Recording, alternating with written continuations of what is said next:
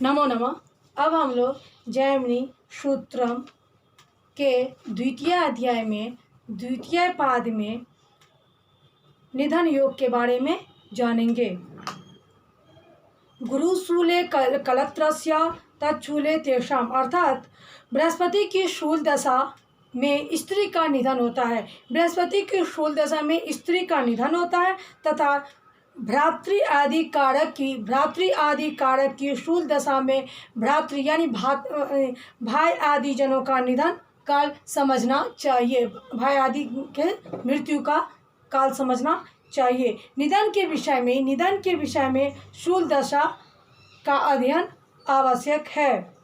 कर्मणि पाप युक्त दृष्टे दृष्टं वर्णम शुभं शुभ दृष्टि युते मिश्रे मिश्रम आदित्यन राजमूलात चंद्रेन यक्ष्मना कूजिन वर्ण शस्त्राग्नि दाहाद्य शनिना वात रोगात मंदमांद्यव्यांग विश्व सर्प जलोदबंधान देवी केतुना विकुचीज जल रोगाद्य चंद्रमांदिभ्यांग पूंग मदान कवलादिभि क्षणिकम गुरुना शोफा रुचि वमनाद्य शुक्रेन मेहरात मिश्रे मिश्रात चंद्र दृग योगानिश्चयन शुभ देशे पापै की कटे गुरु शुक्राभ्याम ज्ञान पूर्वकम अन्य रण्यथा,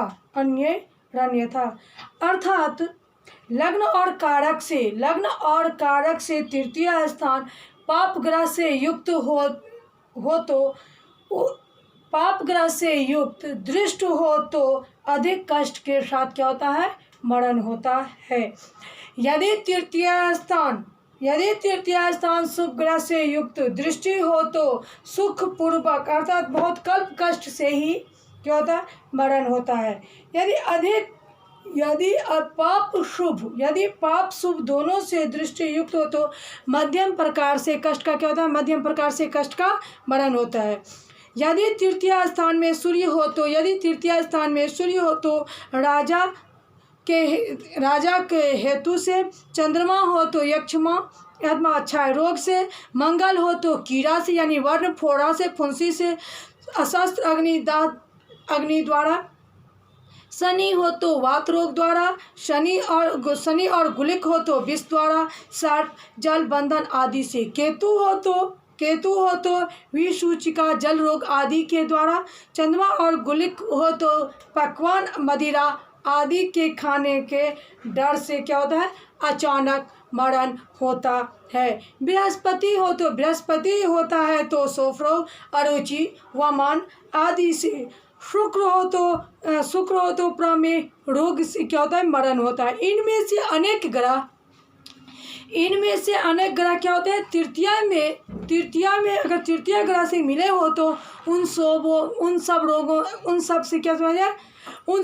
रोगों से मरण समझना चाहिए, मृत्यु निश्चित। यदि चंद्रमा की दृष्टि का योग तृतीया में निश्चय करके हो तो उसी रोग से आदमी की क्या होती है, मनुष्य की मृत्यु होती है। तृतीया केवल शुभ ग्रह, यदि तृतीया केवल शुभ ग्रह से युक्त दृष्ट हो तो शुभ देश में यानी काशी आदि स्थान में, पाप ग्रह मात्र से दृष्टि युक्त हो तो किकट मगध आदि ग्रहित स्थान से मरण होता है। यदि तृतीया में केवल गुरु शुक्र हो तो ज्ञान पूर्वक, अन्य ग्रह हो तो अज्ञान पूर्वक मरण समझना चाहिए। अगर यदि केवल तृतीया में केवल गुरु शुक्र हो तो ज्ञान पूर्वक समझना चाहिए। अगर उस जगह पर अन्य ग्रह हो तो अज्ञान पूर्वक मरण होता है। क्या होता है, अज्ञान पूर्वक मरण होता है। ले जन कयोर मध्य शनि राहु केतु भी पित्रोर्ण संस्कृता लेयादि पूर्वार्धे जनकाद्य पूर्वार्धे शुभ दृक् योगान। लग्न और मातृपितृकारक के मध्य में शनि राहु केतु तीनों ग्रह पड़े तो वह माता पिता का संस्कार यानी ऊर्ध्वदैहिक क्रिया रूप कर्म करने वाला नहीं होता है। यह बात स्पष्ट है कि लग्न से मातृकारक पर्यंत पूर्वार्ध है और शनि राहु केतु तीनों को माता का संस्कार करता नहीं होता है, वह माता का संस्कार नहीं होता है। पितृकारक से लग्न पर्यंत क्या है? अपराध है। लग्न पर्यंत क्या है? अपराध है। उसमें यानी शनि राहु केतु तीनों हो तो पिता का संस्कार नहीं होता है। क्या होता हुआ? उसमें पिता का संस्कार नहीं होता है। यदि शुभ ग्रह की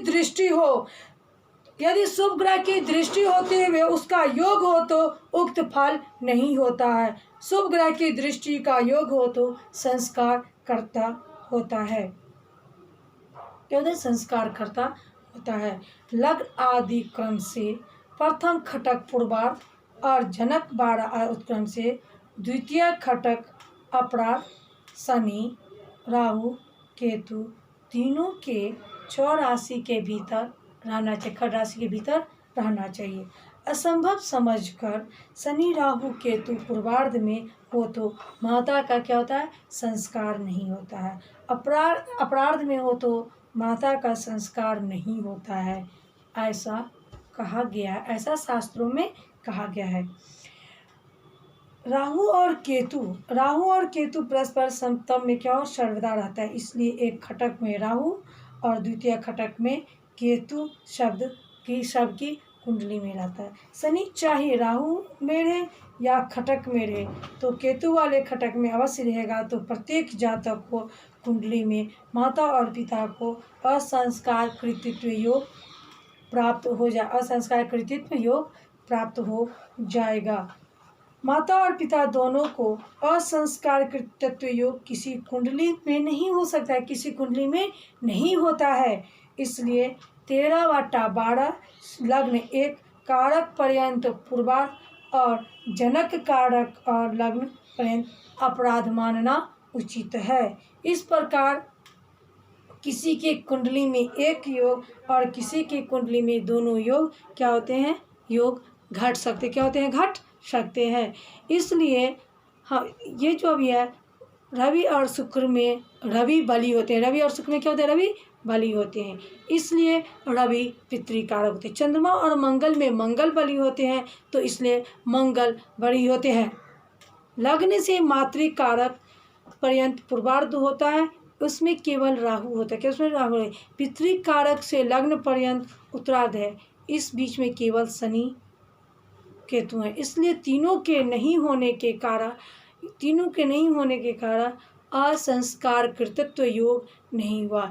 इसलिए कुंडली में पितृकारक सूर्य से यदि राहु का अंश अधिक होता तो वो पितृ का अंशकारक कर्तृत्व परंच राहु थोड़े अंश होने के कारण सूर्य से क्या है? पीछे पड़ा है। इसलिए कारकादि लग्न अर्थात अपराध संज्ञक राशि में रहने पर भी योग नहीं हुआ। क्या हुआ? योग नहीं हुआ।